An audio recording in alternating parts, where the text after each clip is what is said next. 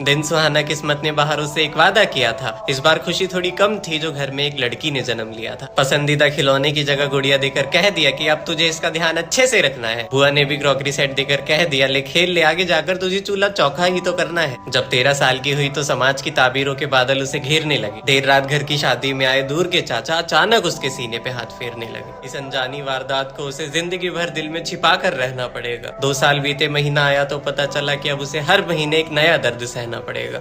दोस्तों, पिंटू के पास 50 सोने के सिक्के थे। उसे विदेश जाना था, इसलिए वह उन सिक्कों को एक जार में रखा और उनको ऑलिव से ढककर जार बंद कर दिया। फिर उस जार को अपने दोस्त रामू को देते हुए कहा, इसे अपने घर रख लो, इसमें ऑलिव है। 6 महीने बाद मैं विदेश से वापस आऊंगा तो मुझे लौटा देना। पिंटू विदेश चला गया। 4 साल बीत गए, वह नहीं आया। एक दिन रामू का ऑलिव खाने का मन किया तो उसने सोचा क्यों ना उस जार से कुछ ऑलिव निकाल लूं। पिंटू को पता थोड़ी चलेगा। रामू ने जार खोला तो देखा ऑलिव खराब हो गए थे। उसने जार हिलाया तो उसे वह सोने के सिक्के दिखे। लालची रामू ने सारे सिक्के निकाल लिए और उसमें ताजा ऑलिव रखकर जार बंद कर दिए। कुछ दिन और बीते। जब पिंटू लौट कर आया तो उसने अपना जार मांगा। रामू ने उसे जार लौटा दिए। पिंटू ने जब जार खोला तो उसके होश उड़ गए। वह रामू से बोला, यार जार में सोने के सिक्के भी थे, वह गायब है। रामू बोला, मैंने तो जार कभी खोला भी नहीं, कैसी बातें कर रहे हो। अगले दिन पिंटू ने इसकी शिकायत मुखिया से की। मुखिया ने वह जार मंगवाया और रामू से पूछा, क्या यह वही जार है जो तुम्हारे घर 4 साल से था। रामू बोला, हाँ। मुखिया ने जार से एक ऑलिव निकाला और उसे चखने के लिए एक आदमी को दिया। आदमी ने बताया कि ये ऑलिव अच्छे हैं और लगभग 6 महीने पुराने हैं। मुखिया बोला, पर पिंटू को तो ऑलिव जार में रखे 4 साल हो गए। ये फंस गया सी।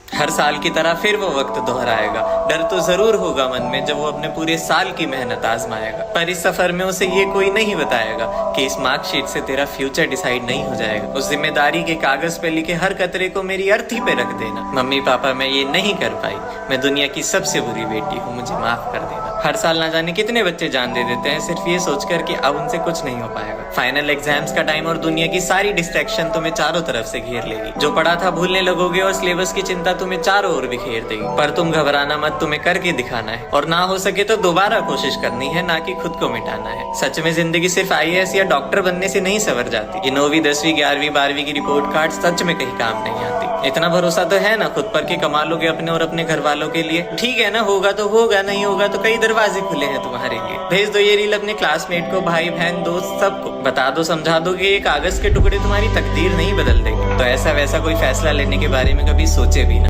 एक बार एक पति देर रात पीकर घर लौटता है। दरवाजे पर जोर से दस्तक देता है। अंदर से पत्नी गुस्से में बोलती है, दरवाजा नहीं खोलूंगी, इतनी रात को जहाँ से आए हो वहीं लौट जाओ। पति कहता है, अगर दरवाजा नहीं खोला तो मैं नाले में कूदकर अपनी जान दे दूंगा। पत्नी की आवाज आती है, जो करना है करो, मुझे कोई परवाह नहीं है। फिर वह घर के पास के अंधेरे हिस्से में जाकर एक बड़ा सा पत्थर उठाता है और उसे नाले में जोर से फेंक देता। छपाक की आवाज होती है। पत्नी तुरंत डर के मारे दरवाजा खोलकर नाले की ओर दौड़ती है। इधर चालाक पति तुरंत दरवाजे के पास आता है और फटाफट घर के अंदर घुसकर दरवाजा अंदर से बंद कर लेता है। अब पत्नी बाहर से चिल्लाती है, दरवाजा खोलो वरना मैं चिल्ला चिल्लाकर सारे मोहल्ले को जगा दूंगी। पति कहता है, यही तो मैं चाहता हूँ, जोर से चिल्लाओ। जब अगल बगल के सारे पड़ोसी जमा हो जाएंगे तब मैं सबके सामने पूछूंगा कि तुम आधी रात को कहाँ से आ रही हो।